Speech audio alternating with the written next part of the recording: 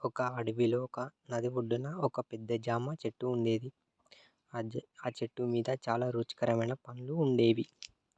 ఆ చెట్టు మీద మంకీ అనే ఒక కోతి నివసిస్తూ ఉండేది. అది రోజు ఆ పండ్లు తింటూ సంతోషంగా ఉండేది. ఒకరోజు నది నుండి కాలుడు అనే ఒక మొసలి ఒడ్డుకు వచ్చింది. అది చాలా ఆకలితో ఉంది. కోతి దాన్ని చూసి జాలి వేసింది. జాలి కలిగిన కోతి కొన్ని పండ్లు మొసలికి ఇచ్చింది. మొసలి ఆ పండ్లను తిని చాలా సంతోషించింది. అప్పటి నుండి కోతి రోజు మొసలికి పండ్లు ఇచ్చేది. అలా వారిద్దరూ మంచి స్నేహితులయ్యారు. మొసలి రోజు ఒడ్డుకు వచ్చేది. ఇద్దరు కలిసి కబుర్లు చెప్పుకునేవారు, పండ్లు పంచుకునేవారు. కొంతకాలం తర్వాత మొసలి తన భార్యకు ఈ విషయం చెప్పింది. మొసలి భార్యకు కోతి మాంసం తినాలనిపించింది.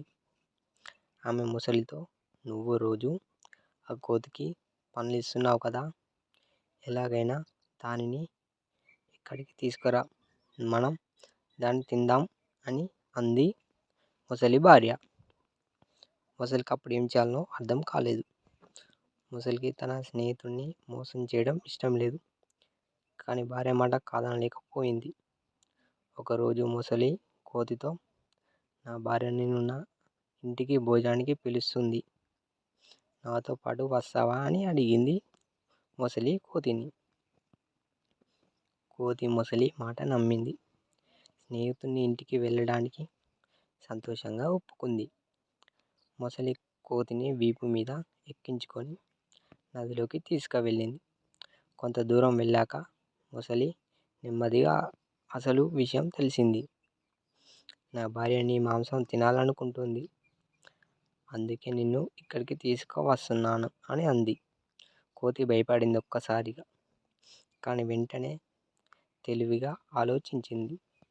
అయ్యో, నువ్వెందుకు నాకు ముందు చెప్పలేదు మిత్రమా?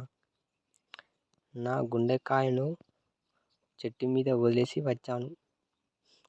మా జాతి వాళ్ళు గుండెకాయను ఎప్పుడు బయటే ఉంచుతారు, అది నీకు తెలియదు విషయం.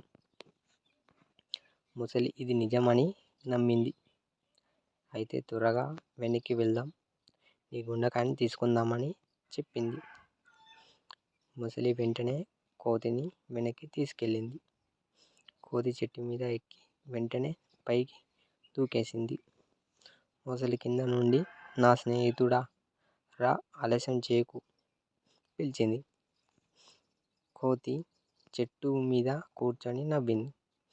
ఓ మూర్ఖుడా, గుండెకాయను శరీరం నుండి వేరుగా ఎలా ఉంచుతారు? అది అసలు మన గుండెకే ఉంటుంది కదా. నీ భార్య దుర్మార్గులు, నువ్వు నమ్మక ద్రోహి. నువ్వు ఫ్రెండ్ అని నమ్ముకుంటే నా గుండె కావాలా నీకు? ఇక నీతో నాకు స్నేహం అవసరం లేదు అని గట్టిగా చెప్పింది కోతి మొసలితో.